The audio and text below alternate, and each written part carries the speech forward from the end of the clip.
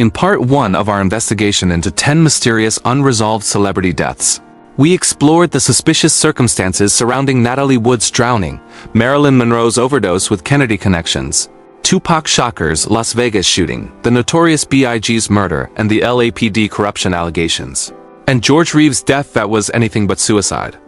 Each of these cases revealed the same disturbing pattern: powerful people with the means and motivation to silence celebrities who had become inconvenient, investigations that were compromised from the start, and evidence that mysteriously disappeared when it got too close to the truth.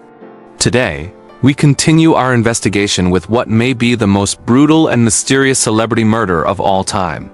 It's a case that has haunted Hollywood for over 75 years, spawning countless theories, false confessions, and investigations that always seem to lead nowhere. This is the story of a young woman who came to Los Angeles chasing the American dream, only to become the victim of a crime so horrific that it redefined how we think about celebrity, obsession, and the dark underbelly of fame. This is the story of Elizabeth Short, the Black Dahlia. It's January 15, 1947 in Los Angeles, California. Betty Bersinger is walking with her 3-year-old daughter through a vacant lot in Leimert Park when she notices what she initially thinks is a mannequin lying in the grass. As she gets closer, the horrifying reality becomes clear. This is not a department store dummy, but the mutilated body of a young woman, cut cleanly in half at the waist and drained of blood. The victim would soon be identified as 22-year-old Elizabeth Short, an aspiring actress who had come to Hollywood like thousands of other young women dreaming of stardom. But Elizabeth Short would achieve a different kind of fame entirely as the Black Dahlia, the victim of what remains one of the most brutal and mysterious murders in American history. The condition of Elizabeth Short's body shocked even experienced homicide detectives. She had been tortured extensively before death, with cuts and lacerations covering her body. Her mouth had been slashed from ear to ear in what's known as a Glasgow smile. The precision of the cut that severed her body suggested someone with medical or surgical knowledge. Most disturbing of all, the body had been completely drained of blood and washed clean, then carefully posed in the vacant lot as if on display. The nickname Black Dahlia came from the press, inspired by the 1946 film The Blue Dahlia and Elizabeth's habit of wearing black clothing and flowers in her dark hair.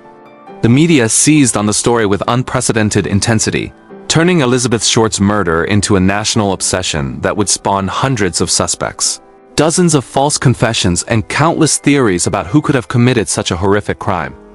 Elizabeth Short had arrived in Los Angeles in 1946, like so many other hopeful actresses during Hollywood's golden age. She was strikingly beautiful, with porcelain skin, jet black hair, and an ethereal quality that seemed perfect for the movie screen.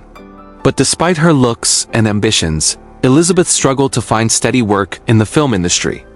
In the months before her death, Elizabeth had been living a somewhat transient lifestyle, staying with various friends and acquaintances throughout Los Angeles. She frequented nightclubs and bars, often in the company of different men, leading some to characterize her as promiscuous, though this was likely more a matter of survival than choice for a young woman with limited resources trying to make it in Hollywood. The last confirmed sighting of Elizabeth alive was on January 9, 1947, when she was seen at the Biltmore Hotel in downtown Los Angeles. Witnesses reported seeing her in the hotel's lobby, apparently waiting to meet someone, but she was never seen alive again after that night. The 6 days between her disappearance and the discovery of her body remain a complete mystery. The investigation into Elizabeth Short's murder became one of the largest in LAPD history at that time. Detectives followed up on thousands of tips, interviewed hundreds of suspects, and pursued leads across the entire country. The case files eventually grew to over 3,000 pages. But despite this massive effort, no one was ever charged with the crime. The investigation was hampered from the beginning by media interference and public fascination with the case. Reporters often arrived at crime scenes before police and contaminated evidence in their eagerness to get the story. The press also published details about the investigation that should have been kept confidential, potentially allowing the real killer to stay one step ahead of law enforcement. Adding to the investigative challenges was the killer's apparent taunting of both police and the media. In the days following the discovery of Elizabeth's body, the Los Angeles Examiner newspaper received a package containing Elizabeth's purse, shoes, and birth certificate, along with a note made from letters cut from magazines that read, Here is Dahlia's belongings. Letter to follow.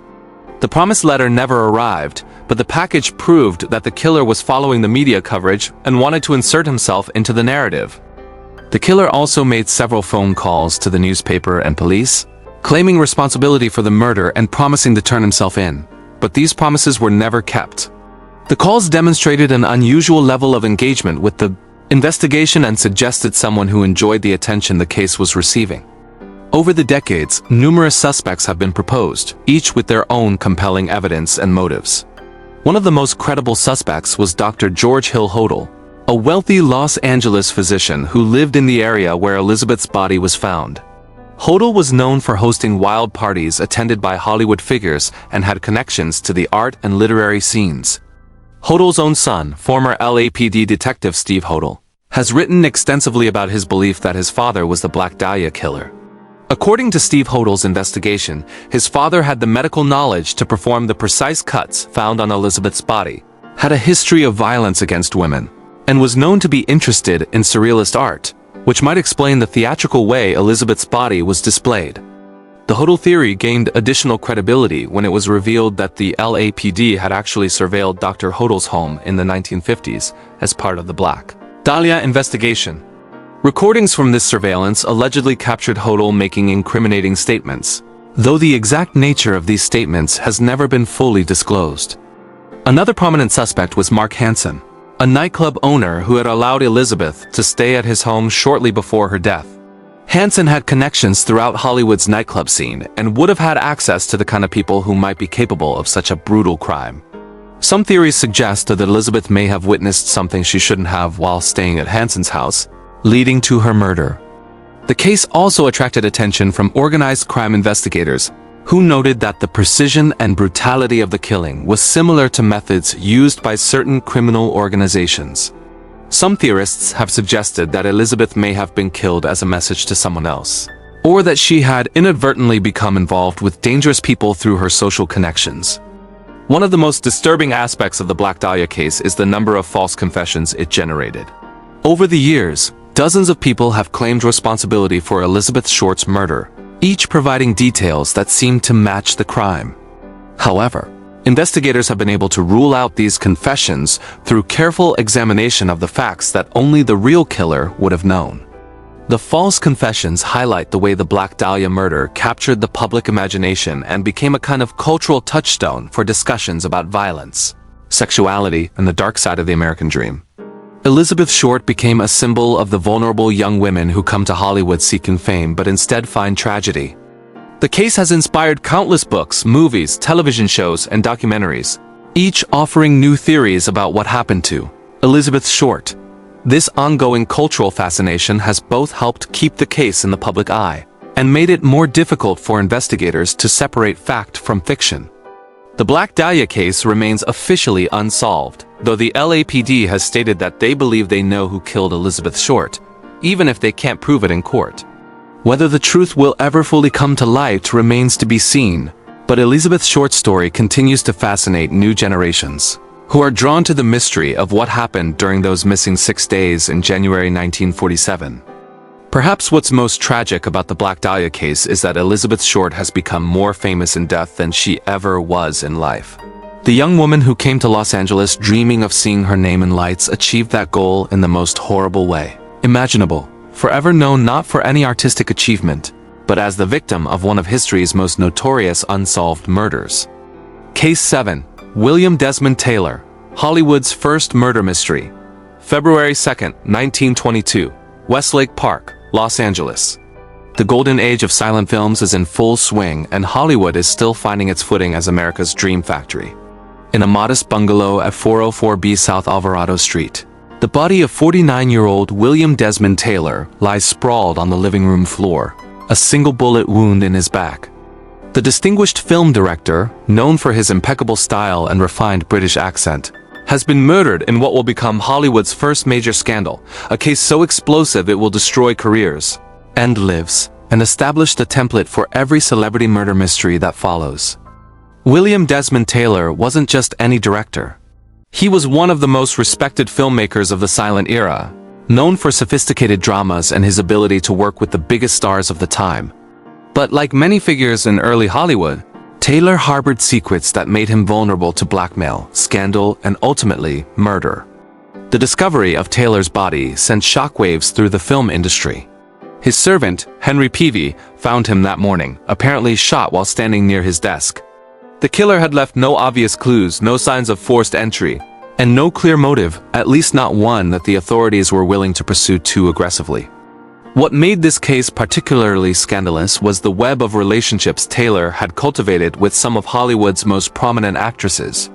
Two women, in particular, would find their careers and reputations destroyed by their association with the murdered director, Mary Miles Minter, a 19-year-old actress being groomed as the next Mary Pickford, and Mabel Normand, established comedian and one of the biggest stars of the era. Mabel Normand had been one of the last people to see Taylor alive. On the evening of February 1st, she had visited his bungalow to pick up a book he had promised to lend her. According to Normand, their visit lasted about an hour, during which they discussed literature and her ongoing struggles with cocaine addiction, a problem Taylor had been trying to help her overcome. She claimed that when she left around 7:45 p.m., Taylor walked her to her car and stood in his doorway waving goodbye as she drove away. But Normand's story immediately came under scrutiny. Neighbors reported hearing what sounded like a gunshot around 8:15 p.m., just 30 minutes after Normand claimed to have left. More damaging still, investigators found evidence of drug use in Taylor's home, and rumors began circulating that he had been supplying cocaine to several actresses, including Normand herself. The Mary Miles Minter connection was even more explosive.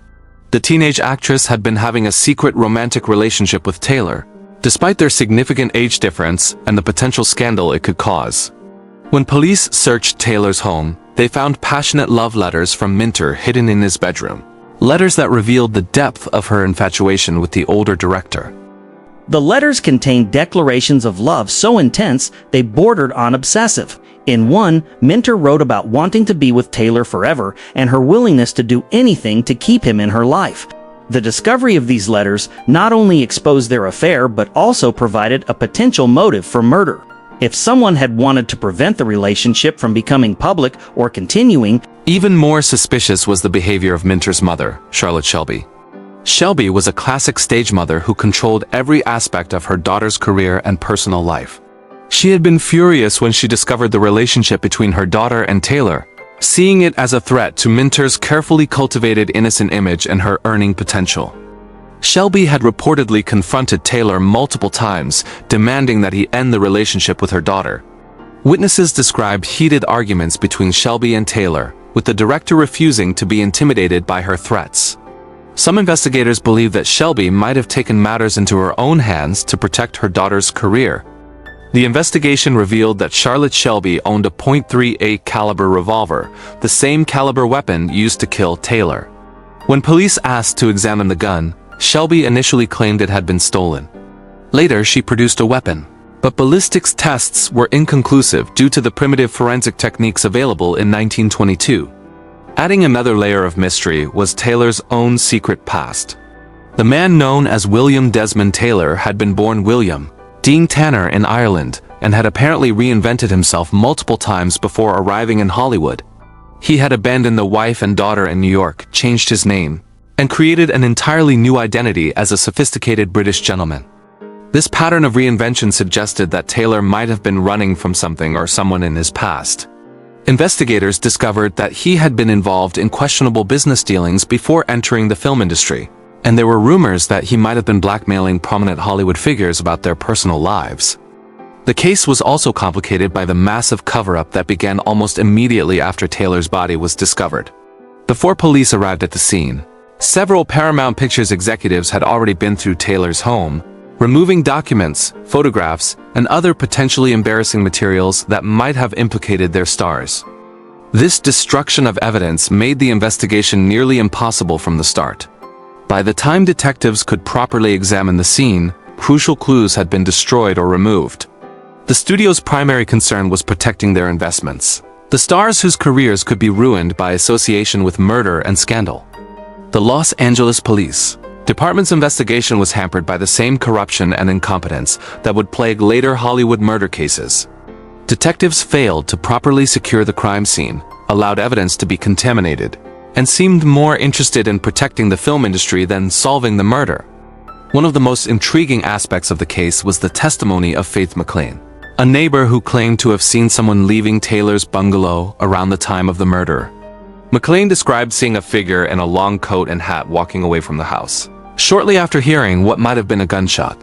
However, she couldn't determine if the person was a man or a woman, as they were dressed ambiguously and moved in a way that could have been either gender.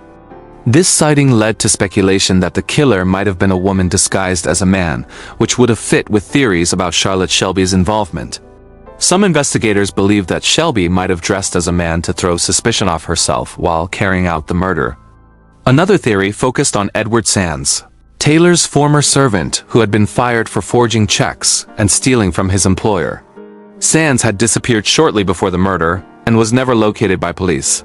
Some investigators believe that Sands might have returned to rob Taylor and killed him when the director recognized him. The Taylor murder had far-reaching consequences for Hollywood.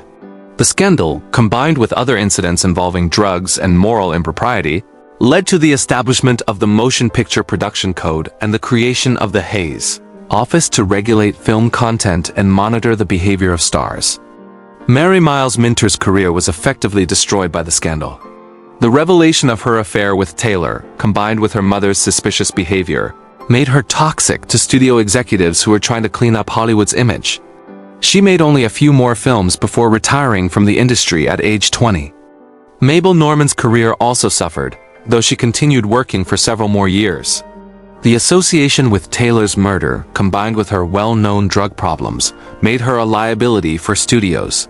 She died in 1930 at age 36, her health destroyed by tuberculosis and years of substance abuse. The case remained officially unsolved, though various theories have been proposed over the decades. In the 1990s, new evidence emerged when a cache of Taylor's personal effects was discovered in a storage unit. Among these items were additional love letters and photographs that shed new light on his relationships with various women, but nothing that definitively solved the murder. Modern investigators who have examined the case tend to favor Charlotte Shelby as the most likely suspect. Her motive was clear. She had access to the right type of weapon, and her behavior after the murder was consistently suspicious. However, with all the key players long dead and crucial evidence destroyed decades ago, the William Desmond Taylor murder will likely remain forever unsolved. What makes this case particularly significant is that it established the pattern that would be repeated in countless Hollywood murder mysteries over the next century. A celebrity victim with a secret life, multiple suspects with compelling motives, an investigation compromised by studio interference, and a cover-up that prioritized protecting the industry's image over finding the truth. The murder of William Desmond Taylor marked the end of Hollywood's innocence and the beginning of its understanding that fame, wealth, and power could not protect someone from becoming a victim or from becoming a killer. Case 8. David Carradine, death in a Bangkok hotel room. June 3, 2009, the Swiss Hotel Nai Lert Park, Bangkok, Thailand. In room 352, the lifeless body of 72-year-old David Carradine hangs naked in the suite's closet, found by a hotel maid who had come to deliver fresh fruit. The legendary actor, known worldwide for his role as Kwai Chan Caine in the television series Kung Fu, and more recently as Bill in Quentin Tarantino's Kill Bill films, is discovered in a position that immediately raises questions about whether his death was an accident, suicide, or something far more sinister. David Carradine had come to Bangkok to shoot scenes for a low-budget film called Stretch. Those who saw him in his final days described him as being in good spirits, excited about the project, and making plans for future work. There were no obvious signs of depression or suicidal ideation that might explain what authorities would initially suggest was a deliberate act of self-harm. The scene that greeted investigators was both disturbing and puzzling. Carradine's body was suspended by a rope around his neck, but there were also ropes binding his hands and genitals. The complex arrangement of restraints led Bangkok police to initially theorize that this was a case of autoerotic asphyxiation gone wrong, a dangerous sexual practice that occasionally results in accidental death. However, from the very beginning, Carradine's family disputed this explanation. His brother Keith Carradine, also a well-known actor, immediately flew to Bangkok and hired a private investigator to conduct an independent examination of the evidence. The family's position was clear. David would never have engaged in such behavior, and they believed he had been murdered. The autoerotic asphyxiation theory, while providing a convenient explanation for the unusual circumstances, had several problems. First, Carradine had no known history of engaging in such practices. Friends and former romantic partners described him as adventurous, but not reckless when it came to sexual behavior. The complexity of the rope arrangement also seemed beyond what someone would create for themselves, especially an elderly man with limited mobility. More troubling were the inconsistencies in the official investigation. The Bangkok Metropolitan Police appeared eager to close the case quickly, ruling Carradine's death a suicide within days of discovering the body. This rush to judgment seemed particularly inappropriate given the unusual circumstances and the high-profile nature of the victim. The Thai authorities' handling of the case raised immediate red flags for anyone familiar with international investigations of American citizens abroad. The scene was not properly secured, evidence was potentially contaminated, and crucial forensic tests that might have provided answers about what really happened were either not performed or not shared with the family. Adding to the family's suspicions was the discovery that Carradine had been asking questions about dangerous subjects in the days before his death. According to witnesses, he had been inquiring about secret societies and government conspiracies, topics that some believed might have made him a target for individuals or organizations that preferred such matters remain hidden. Carradine had long been interested in martial arts, Eastern philosophy, and conspiracy theories. In recent years, he had become increasingly vocal about his beliefs that powerful groups were manipulating world events. While such interests might seem harmless, some investigators wondered if Carradine might have stumbled onto information that certain parties found threatening. The actor's financial situation also provided a potential motive for foul play. Despite his fame and long career, Carradine had been struggling with money problems in his later years. He owed significant amounts in back taxes and had been taking on lower-paying projects to make ends meet. This financial pressure might have made him vulnerable to exploitation or blackmail. There were also reports that Carradine had been involved with questionable business associates in his final months. Some of these individuals had connections to organized crime or other illegal activities. The theory emerged that Carradine might have witnessed something he shouldn't have, or that he had become inconvenient to people who were using him for money laundering or other criminal enterprises. The private investigation commissioned by the Carradine family uncovered several disturbing details that hadn't been properly examined by Thai authorities. The positioning of the body and the nature of the restraints suggested that someone with knowledge of martial arts or military techniques might have been involved. The rope work was too sophisticated and precise to be the work of an amateur or someone acting alone. Forensic pathologist Dr. Michael Baden, who examined the case for the family, concluded that the evidence was more consistent with murder than with suicide or accidental death. Baden noted that the pattern of injuries and the positioning of the restraints suggested that Carradine had been incapacitated and then positioned to look like a suicide or accident. The timing of Carradine's death was also suspicious. He was scheduled to fly back to the United States the following day and had been making plans for future projects. He had dinner plans that evening and had left instructions for the hotel staff about his departure. These are not typically the actions of someone planning to take their own life. Perhaps most significantly, there were reports that Carradine had been followed in the days leading up to his death. Hotel staff and other witnesses reported seeing unknown individuals observing Carradine's movements and asking questions about his schedule. These reports were never properly investigated by Thai police. The geopolitical context of Carradine's death also raises questions. Bangkok in 2009 was a city where various international intelligence agencies operated, where organized crime groups had significant influence, and where the murder of a foreign celebrity could easily be covered up if the right people were involved. Some theories suggest that Carradine's death was connected to his interest in exposing government conspiracies or secret societies. While such theories might seem far-fetched, Carradine's own statements in interviews and his research into controversial topics suggest that he may have been investigating subjects that powerful people preferred remain hidden. The role of the American embassy in Bangkok during the investigation was also questionable. Rather than pushing for a thorough investigation into the death of an American citizen, embassy officials seemed content to accept the Thai authorities' quick ruling of suicide. This passive approach suggested either incompetence or a desire to avoid drawing attention to whatever had really happened. The Carradine family's efforts to uncover the truth were met with resistance at every turn. Thai authorities refused to cooperate with independent investigators, key evidence was declared lost or destroyed, and witnesses became reluctant to speak about what they had seen or heard. Years later, new information emerged that supported the murder theory. Former associates of Carradine came forward with stories about threats he had received and dangerous situations he had found himself in during his final months. However, by then, any chance of a proper criminal investigation had passed.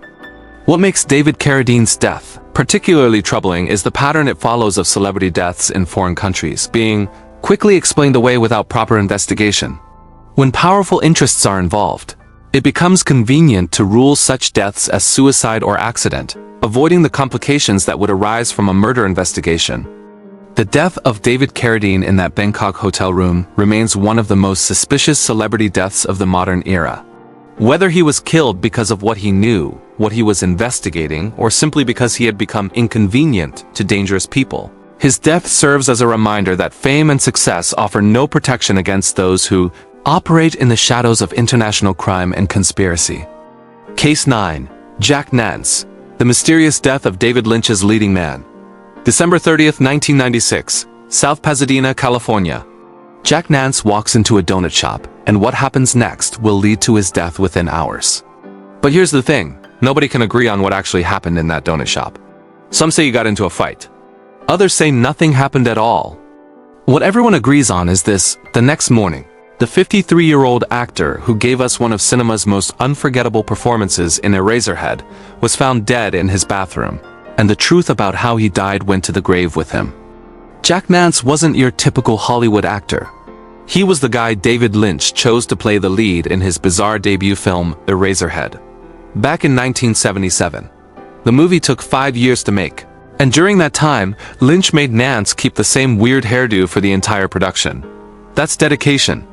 That's also the kind of guy Jack Nance was: committed, professional, and a little bit strange, just like the movies he appeared in. After Eraserhead became a cult classic, Nance became Lynch's go-to actor. He appeared in Dune, Blue Velvet, and played Pete Martell in the TV series Twin Peaks. Pete was the guy who found Laura Palmer's body wrapped in plastic by the lake. "She's dead, wrapped in plastic" became one of the most famous lines in TV history, delivered in Nance's calm, matter-of-fact voice. But by 1996, Jack Nance was struggling. His wife had died in a car accident 3 years earlier, and he'd been drinking heavily ever since. Friends said he was depressed and angry about a lot of things. He felt like Hollywood had forgotten about him. The phone wasn't ringing as much as it used to. He was getting older, and the parts were getting smaller. On December 29, 1996, something happened at Winchell's Donut House in South Pasadena. This is where the story gets confusing because there are different versions of what went down. The most common story is that Nance got into some kind of argument or fight with 2 men. Some people say he was hit in the head. Others say he just had words with someone and left. The problem is there were witnesses, but they all tell different stories. Some say they saw Nance get punched. Others say they saw him fall and hit his head. A few people claim they didn't see any fight at all. It's like that old game of telephone where the story changes each time it's told. What we do know is that Nance left the donut shop and went home to his apartment. He called some friends that night and told them he'd been in some kind of incident. He said his head hurt. He mentioned that something had happened, but he wasn't clear about the details. His friends later said he sounded confused and maybe a little scared. The next morning, December 30th, Nance's friends couldn't reach him by phone. They went to his apartment to check on him. When they got there, they found Jack Nance dead in his bathroom. The official cause of death was listed as blunt force trauma to the head. But here's the weird part: there was no clear sign of exactly how or when that trauma occurred. The police investigation was, to put it nicely, not great. They treated it like a simple case of a guy who got hurt in a fight and died from his injuries. They didn't seem too interested in finding out who might have hit him or whether there was more to the story. The case was closed pretty quickly. But Jack Nance's friends weren't satisfied with the official explanation. They knew Jack, and they knew something wasn't right about the whole situation. David Lynch, who had worked with Nance for almost 20 years, was especially upset about how the investigation was handled. One of the big questions was about the timeline. If Nance was injured on December 29th, why did he die on December 30th? Head injuries can be tricky. Sometimes people seem fine at first and then get worse hours or even days later. But friends who talked to him that night said he seemed more confused than seriously injured. Another problem was the lack of witnesses who could agree on what happened. In most cases like this, you'd expect to have some clear accounts from people who saw the incident. But with Jack Nance's case, it was like everyone saw something different. Or they weren't willing to talk about what they really saw. Some people think the confusion about what happened at the donut shop was intentional. Maybe whoever was involved made sure there would be conflicting stories. Maybe they threatened witnesses or paid them to keep quiet. In a city like Los Angeles, where there's always someone willing to look the other way for the right price, this kind of cover-up wouldn't be that unusual. There's also the question of why Jack Nance was at that particular donut shop that night. It wasn't his usual place. Friends said he didn't normally go there. So what brought him there on December 29th? Was he meeting someone? Was he lured there? Or was it just bad luck that he happened to be in the wrong place at the wrong time? The more you look into Jack Nance's final months, the more questions come up. He'd been having money problems, which wasn't unusual for an actor who wasn't getting steady work. But some friends said he'd been acting strange in the weeks before his death. He seemed paranoid about something. He made comments about people following him or watching him. Now, Jack had been drinking heavily since his wife died, so it's possible the paranoia was just alcohol-related. But what if it wasn't? What if he really was in some kind of trouble? What if he owed money to the wrong people? What if he'd seen something he wasn't supposed to see? Another theory involves his connection to David Lynch and the weird world of experimental filmmaking. Lynch's movies often dealt with dark, mysterious subjects. He was interested in the supernatural, in conspiracy theories, and in the hidden side of American life. Some people wondered if Nance might have gotten involved in something connected to Lynch's interests that turned out to be dangerous. But Lynch himself has always maintained that he had no idea why anyone would want to hurt Jack Nance. In interviews after Nance's death, Lynch described him as a gentle, talented man who didn't deserve what happened to him. Lynch seemed genuinely puzzled and upset by the circumstances of his friend's death. The police investigation, such as it was, focused mainly on the incident at the donut shop. They tried to identify the men who had supposedly fought with Nance, but they never found them. Or if they did find them, they never arrested anyone. The case just sort of faded away, like a lot of cases involving people who don't have powerful friends or family members pushing for answers. Jack Nance's death is frustrating because it feels like it should be solvable. This wasn't some random murder in a bad neighborhood. It happened in a public place with witnesses around. But somehow, despite all the people who were supposedly there, nobody can tell a straight story about what actually happened. The official story is that Jack Nance got into a fight, got hit in the head, went home, and died from his injuries. But that simple explanation doesn't account for all the strange details, the conflicting witness accounts, or the questions about why he was there in the first place. The death of Jack Nance reminds us that not all celebrity deaths involve famous people. Sometimes it's the character actors, the supporting players, the people who made movies better just by being in them, who become victims. And sometimes their deaths are just as mysterious and just as tragic as those of bigger stars. Today, more than 25 years after Jack Nance died, his fans still wonder what really happened in that donut shop. They still ask why the investigation was so sloppy, why the witnesses couldn't get their stories straight, and whether justice was ever really served. The truth is, we may never know exactly how Jack Nance died, but his death serves as a reminder that in Hollywood, even the most talented and dedicated actors can find themselves in dangerous situations. And when something goes wrong, the truth doesn't always come out, no matter how much people want answers. Case 10. Dolores O'Riordan, the Cranberries singer's final song. January 15, 2018. The Park Lane Hilton Hotel, London, England. Room 2005 is quiet, except for the sound of running water from the bathroom. Inside the bathtub, face down in the water, lies 46-year-old Dolores O'Riordan, the voice behind some of the most beloved songs of the 1990s. The woman who sang Zombie and Linger, with such raw emotion that she touched millions of hearts around the world, has drowned in a hotel bathtub. But how does a world-famous singer who is scheduled to record vocals the next day end up dead in such a tragic and puzzling way? Dolores O'Riordan was the lead singer of the Cranberries, one of the biggest bands to come out of Ireland in the 1990s. Her unique voice, sometimes whisper-soft, sometimes powerfully angry, helped define the sound of alternative rock. Songs like Dreams, Linger, and Zombie made her a global star and gave voice to a generation dealing with love, loss, and political conflict. On January 15, 2018, Dolores was in London for what should have been a routine recording session. She was supposed to work with a band called Bad Wolves, who wanted to record a cover version of Zombie for their upcoming album. It was a good opportunity, a chance for her classic song to reach a new audience and for her to earn some money from the collaboration. Dolores had checked into the Park Lane Hilton the night before. Hotel staff said she seemed normal when she arrived. She went to her room and ordered some food from room service. She made some phone calls to friends and family back in Ireland. Everything seemed fine. The next morning, she was supposed to meet with Bad Wolves at a nearby studio. When she didn't show up and didn't answer her phone, people started to worry. The hotel was contacted, and staff went to check on her room. What they found was devastating. Dolores was in the bathtub, fully clothed, face down in the water. The bathtub was full, and the water was still running. There were empty bottles of alcohol in the room, minibar bottles and some she'd brought with her. There were also prescription medications, pills that had been prescribed to treat her bipolar disorder. The initial investigation seemed straightforward. The police found no signs of forced entry, no signs of a struggle, and no evidence that anyone else had been in the room. It looked like a tragic accident. A woman who had too much to drink, decided to take a bath, and accidentally drowned. But Dolores O'Riordan's death raised questions from the very beginning. First, there was the timing.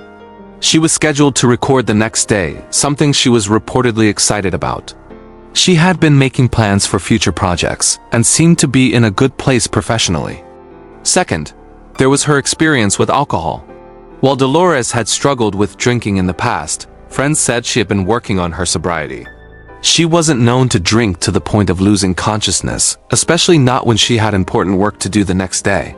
Third, there was the strange position she was found in. Drowning in a bathtub while fully clothed is unusual, even for someone who had been drinking. Most people, even when intoxicated, don't just fall face first into a bathtub and stay there until they drown. But here's what was strange. There were no drugs in her system other than the therapeutic levels of her prescribed medications. If someone was planning to hurt themselves, they might combine alcohol with pills to make sure the attempt was successful.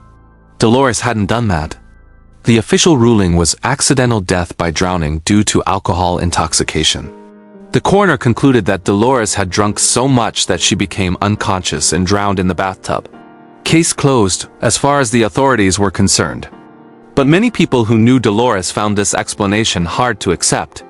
Her ex-husband, Burton O'Riordan, questioned whether she would have drunk that much alcohol, especially the night before an important recording session. He knew her better than anyone, and he said the official story didn't match the woman he'd been married to for 13 years. Her bandmates in the Cranberries also expressed doubts about the official explanation.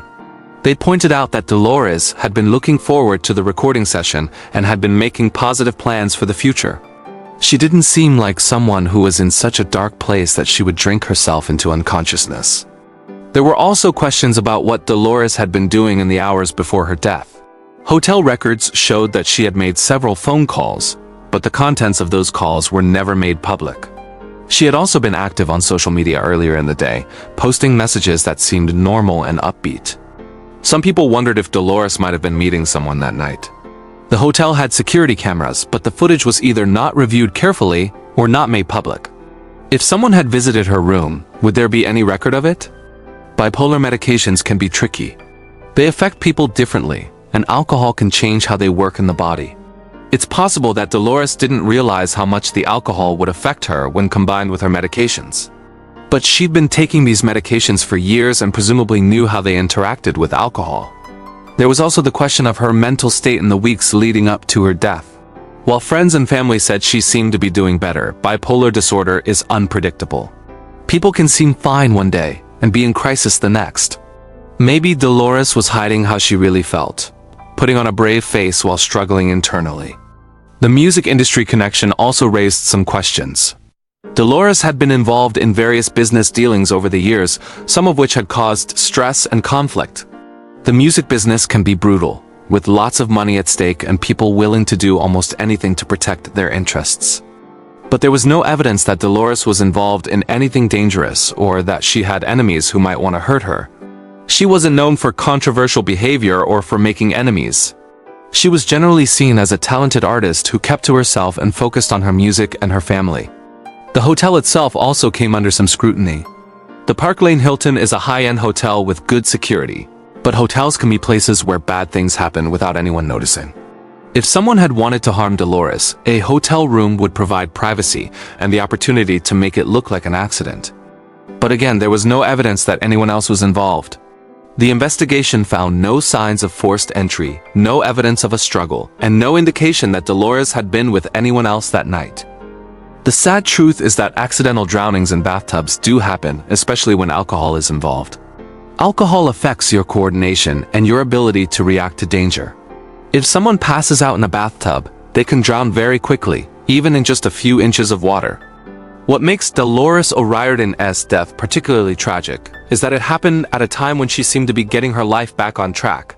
The Cranberries had been touring successfully, she was working on new music, and she had been talking about future projects.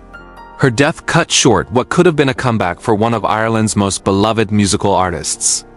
The official investigation concluded that Dolores O'Riordan's death was a tragic accident caused by alcohol intoxication. While questions remain about some of the details, there's no evidence to suggest that her death was anything other than what the authorities determined it to be.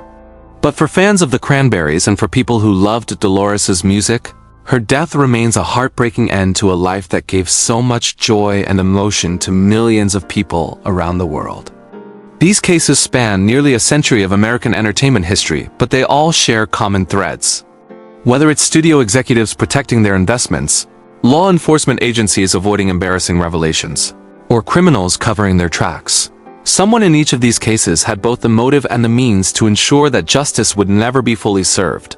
If you found this investigation compelling and want to see more deep dives into the cases that continue to baffle investigators, make sure to subscribe to True Crime and Scam Stories and hit that notification bell. We're committed to bringing you the most thorough examinations of the mysteries that powerful people hoped would stay buried forever. Leave a comment below and let us know which of these cases you think is most likely to be solved, or if there are other mysterious celebrity deaths you'd like us to investigate. Your engagement helps us bring these important stories to light.